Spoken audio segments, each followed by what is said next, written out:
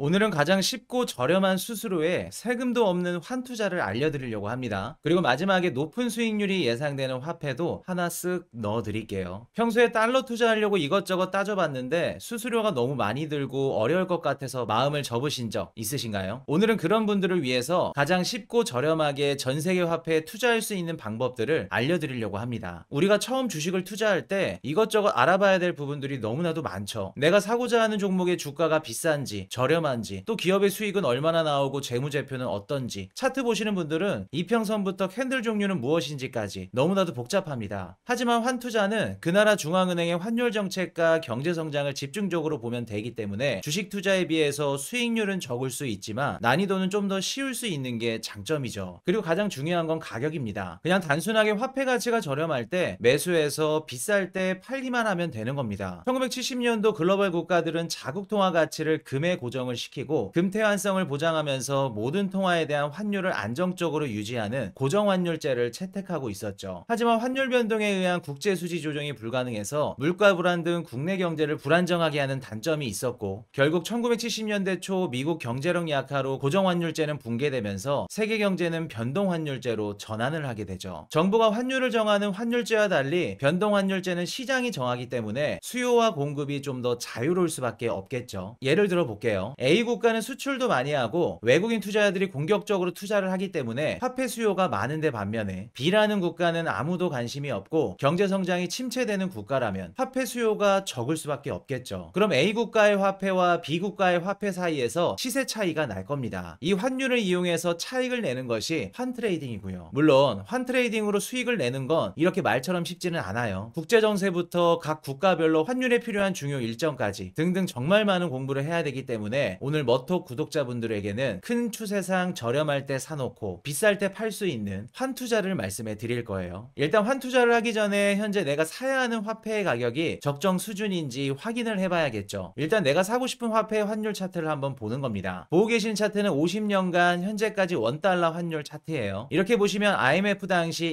2,000원까지 폭등한 적도 있었고 대체적으로 700원에서 1,800원 정도 사이를 오가는 수준입니다. 한국의 수출 기업들이 수출을 잘하기 위해서 산정한 한국의 평균 원달러 평균 값은 1115원이라고 합니다. 쉽게 말해서 현재 원달러 값은 1330원인데 1115원보다 살짝 달러가 비싸다는 거죠. 그럼 우리가 만약 달러를 투자한다고 가정한다면 1150원에서 1200원 정도부터 조금씩 모으는 것도 나쁘지는 않아 보입니다. 그리고 환투자를 안 하신 분들 중에 가장 많이 하는 착각이 뭐냐면 수수료 문제입니다. 어차피 환전 수수료 때문에 투자해도 수익은 얼마 안 될 거야 라고 말씀을 하신 분들이 계실 텐데, 투자 방법에 따라서 다릅니다. 환을 투자하는 방법은 두 가지가 있어요. 첫 번째는 은행에서 환전을 통해서 현찰로 직접 투자하는 방법이 있고요. 두 번째는 통장에서 숫자로 확인이 가능한 전신환으로 투자하는 방법이 있습니다. 우리가 실제로 해외여행을 가기 위해서 현찰이 필요하다면 은행을 통해서 환전을 해야겠지만 우리처럼 환차익을 거두기 위한 환투자를 하는 분들에게는 전신환 투자 방법이 더 적합합니다. 현찰 달러와 전신환의 가장 큰 차이점은 수수료 차이죠. 살 때와 팔 때의 가격 차이를 우리는 스프레드라고 표현을 합니다. 은행을 통해서 현찰 달러를 살 경우에 보통 1.75%의 수수료가 발생하고 달러를 매도할 때도 1.75%의 수수료를 부담하게 됩니다. 보통 은행에서 환전 수수료 우대 90%를 해준다고 하면 3.5%에서 0.35% 수수료로 할인해준다는 이야기죠. 하지만 전신환은 은행이 아닌 증권사를 통해서 환거래를 합니다. 증권사 같은 경우 실제로 화폐를 받는 것이 아니라 통장에 찍혀있는 숫자 돈이기 때문에 보관비나 운송비가 들지 않겠죠. 그렇기 때문에 수수료가 저렴합니다. 은행을 통해서 환전을 하는 것보다 1% 정도 스프레드가 저렴하고 증권사마다 차이점이 있을 수 있지만 최대 95%까지 환전 수수료 우대를 받을 수 있는 장점이 있죠. 그리고 매력적인 부분은 증권사에서 구매한 달러를 은행으로 넘겨서 예금도 할 수가 있어요. 각 증권사마다 연계되어 있는 은행으로 외화를 보내서 필요할 때마다 인출해서 사용할 수 있기 때문에 굉장히 편리하죠. 제가 사용하는 키움증권은 국민은행과 연결이 되어 있기 때문에 은행으로 넘길 수가 있습니다. 게다가 환차익에 대한 세금도 0원이고요. 전액 비과세이기 때문에 세금적인 부분에서도 너무나 매력적인 투자를 할 수 있겠죠. 혹시나 내가 현금이 필요할 때도 환전 업무를 이제 자유롭게 할 수가 있어요. 예전에는 수수료가 저렴한 증권사에서 정해진 시간에만 환전 업무를 할 수 있었고 밤에는 거래가 불가능했어요. 그렇기 때문에 비싼 수수료를 지불하고서라도 은행을 이용했었는데, 이제